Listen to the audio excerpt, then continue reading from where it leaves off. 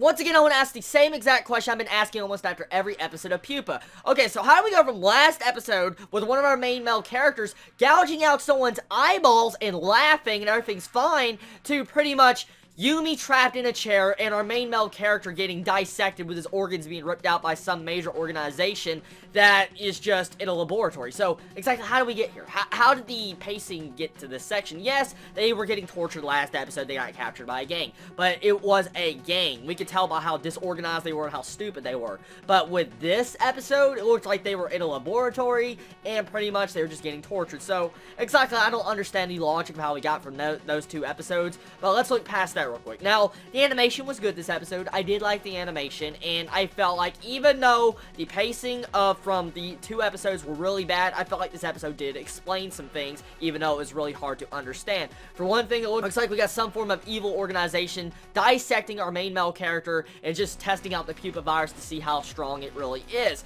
And Yumi's trapped up in a chair, chained up for some reason, and nobody's guarding her, trying to arm guard her, because, I mean, she's probably the biggest threat in that room, but you're deciding to torture the boy instead. So, I don't understand that, but let's look past that one entire section right there. Even though this episode was a bunch of shit like usual from Pupa, I did enjoy it for certain aspects. For one thing, I really did love the way Yumi just transforms at the end, breaks her chains, and actually goes to try to save her brother, okay? So, she hasn't lost all of her humanity yet. So, that's one actual character development so far. Finally, we got with Yumi's character.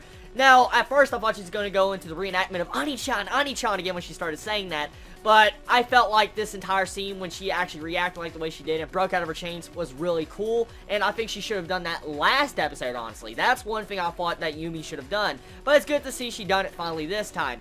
Now, another thing I noticed in this episode, I've been noticing quite a lot, using symbolism with the teddy bears. The way they're using to, like, cut open the teddy bears like they're dissecting it is pretty much showing that's exactly what they're doing to our characters, and that's their form of way of censoring the entire scenes, but not censoring it at the same time. So it's pretty funny how they go in that aspect of censors. I mean, we get to see a teddy bear sliced up, we see blood coming out of it, the stuffing is represented as the organs being pulled out of our main character that's getting dissected. So I like that, but at the same time, that's pretty messed up if that's exactly what the scene probably looks like. Really, even though this episode was a bunch of shit, I did enjoy it for a little bit. I did enjoy it better than almost any other episode, just because the episode was kind of more coherent than other episodes. Tell me your thoughts on this episode. Did you enjoy it? Did you hate it? I mean, my God, I highly doubt someone could really enjoy this episode, but I mean, if you do, I'm not trashing on you if you do like Pupa for some odd reason, but tell me your thoughts on this episode, everybody. What was your, I guess, worst moment of this episode? Everybody have a wonderful day or night wherever you live. Please stay safe. Chibi out.